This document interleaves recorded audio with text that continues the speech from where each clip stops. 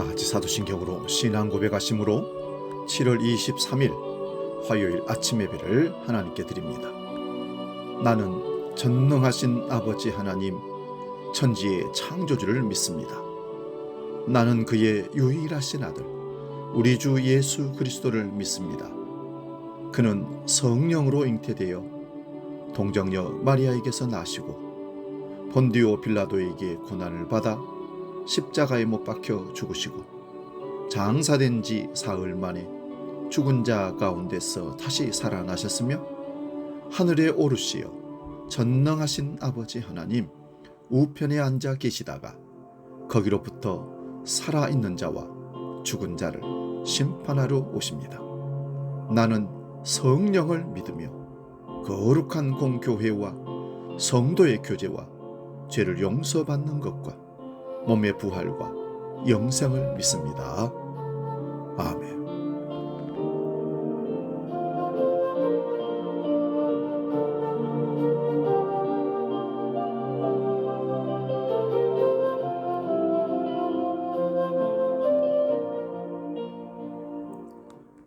찬송가 208장 내 주의 나라와 함께 찬송합니다.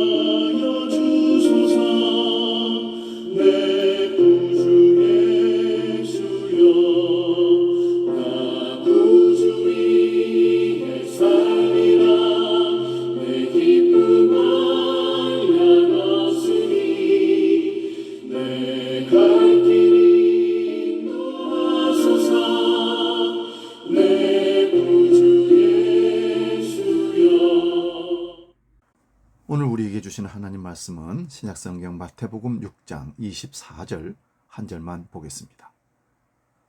이 말씀 봉독할 때에 살아계신 주님의 음성을 들을 수 있기 바랍니다. 마태복음 6장 24절 봉독합니다. 한 사람이 두 주인을 섬기지 못할 것이니 혹 이를 미워하고 저를 사랑하거나 혹 이를 중히 여기고 저를 경히 여김이라. 너희가 하나님과 재물을 겸하여 섬기지 못하느니라. 아멘.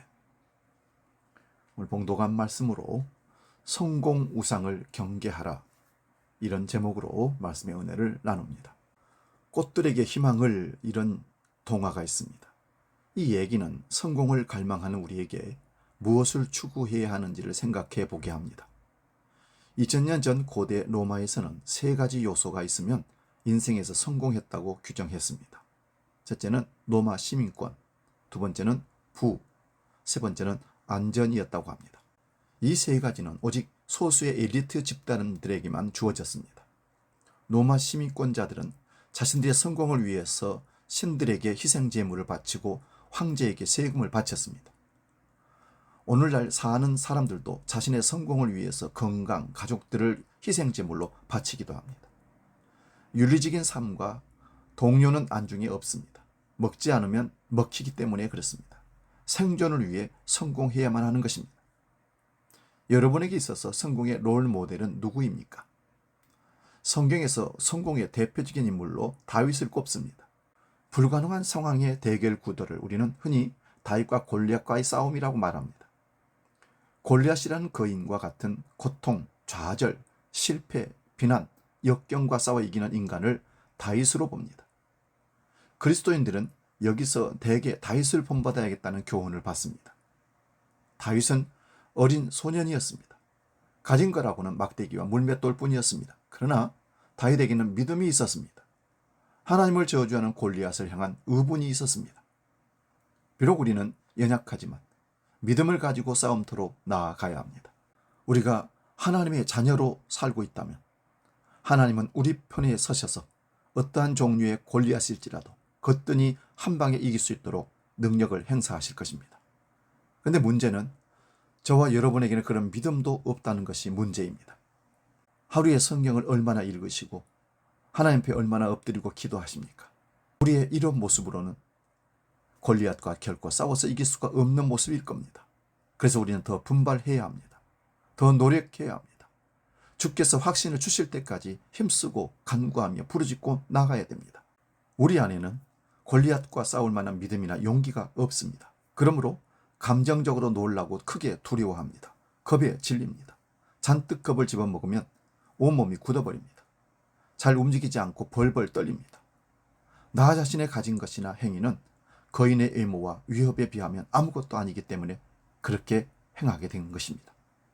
그런데 사실 이 이야기는 다윗의 이야기가 아닙니다. 우리의 이야기는 더더욱 아닙니다.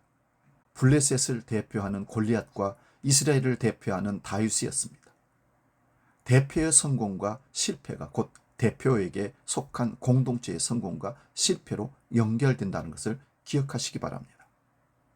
하나님께서는 연약한 대표 다윗에게 승리를 주시고 이스라엘에게 승리를 전가해 주셨듯이 하나님께서는 연약한 대표 다윗을 통하여 예수님을 보여주십니다. 하나님께서는 연약한 대표자 예수 그리스도의 승리를 우리에게 전가해 주셨습니다. 예수님의 연약한 모습은 힘없이 죽는 십자가에 나타났습니다. 그러나 그 연약함이 진정한 강함이었습니다. 죄와 죽음의 문제를 해결하시기 때문입니다. 우리는 예수님의 부활에서 그 증거를 찾을 수 있습니다. 우리의 시선이 둘째 아담이신 예수님을 바라볼 때 성공하고 승리할 수 있습니다. 나의 힘이 아닌 성령의 능력을 의지하고 올라가기보다는 내려가기를 기뻐하고 하나님의 나라를 생각할 때 진정한 성공의 삶을 살아갈 수 있습니다. 내가 스스로 하나님의 자리로 올라가려는 성공의 우상에서 내려올 때 참된 기쁨이 있습니다. 우리의 연약함이 주님의 전능하심을 경험하게 합니다. 세상에서 성공하는 것은 때때로 우상이 될 수 있다는 것을 기억합시다. 성공이 목표는 될지언정 그리스도인들의 인생의 궁극적인 목적이 되어서는 결코 안 됩니다. 하나님이 우리를 통해 이루실 하나님의 나라를 위한 인생의 목적을 추구하는 수단으로 성공할 수 있습니다. 그러나 성공 자체가 인생의 목적은 결코 아니라는 것을 꼭 기억하십시오. 이 사실을 이해하지 못할 때 성공은 우리에게 우상이 될 수밖에 없습니다. 예수님께서 말씀하시는 대로 한 사람이 두 주인을 섬기지 못합니다. 예수님은 대표적으로 하나님 대신 사람들이 추구하는 성공의 우상이 재물임을 간파하셨습니다. 그래서 하나님과 재물을 겸하여 섬기지 못하느니라 말씀하셨던 겁니다. 또한 이 말씀 속에는 사람들이 하나님을 대신해서 만몬 우상만 숭배하는 것이 아니라 하나님도 주인으로 모시고 또한 재물도 역시 주인으로 모시려는 양다리 신앙에 대한 경계가 담겨 있습니다. 성공은 우리 그리스도인들도 추구할 수 있는 인생의 목표들 중에 하나이지만 그것이 하나님의 자리를 대신할 수는 없습니다. 이 사실을 잊어서는 안 됩니다. 돈 외에도 명예나 권력 등 우리 시대의 대표적인 성공의 우상들을 하나님보다 더 사랑하지 말아야 합니다. 하나님이냐 성공이냐 선택하라고 한다면 여러분은 어떻게 대답하시겠습니까? 예수님의 결론적 가르침을 다시 한번 명심해 봅시다. 그런즉 너희는 먼저 그의 나라와 그의 의를 구하라. 그리하면 이 모든 것을 너에게 더하시리라. 기도하겠습니다. 우선순위 설정이 참 중요함을 다시 한번 깨닫습니다. 세상 사람들이 추구하는 세상적 필요가 아닌 하나님 나라와 그의 의를 추구할 수 있도록 우리에게 믿음을 더하여 주옵소서. 성공 우상을 삼고 이 땅을 살아가는 우리들에게 하나님도 잘 섬기고 세상도 성공도 재물도 잘 섬기겠다고 결단하는 우리들에게 둘 중에 하나를 선택하라 하나님 말씀하십니다. 한 사람이 두 주인을 섬길 수 없기 때문이라고 했습니다. 우리는 오늘도 혹이라도 두 주인을 섬긴다고 자의하며 나가는 우리의 삶은 아닌지 돌이키게 하시고, 무주인을 섬기고 있는 삶에서 하나님 앞에 회개하고 돌아와 하나님만을 섬기는 놀라운 축복을 누리게 하여 주시옵소서. 이제 주기도록 기도합니다. 하늘에 계신 우리 아버지, 아버지의 이름을 거룩하게 하시며 아버지의 나라가 오게 하시며 아버지의 뜻이 하늘에서와 같이 땅에서도 이루어지게 하소서. 오늘 우리에게 일용할 양식을 주시고 우리가 우리에게 잘못한 사람을 용서하여 준 것 같이 우리 죄를 용서하여 주시고 우리를 시험에 빠지지 않게 하시고 악에서 구하소서.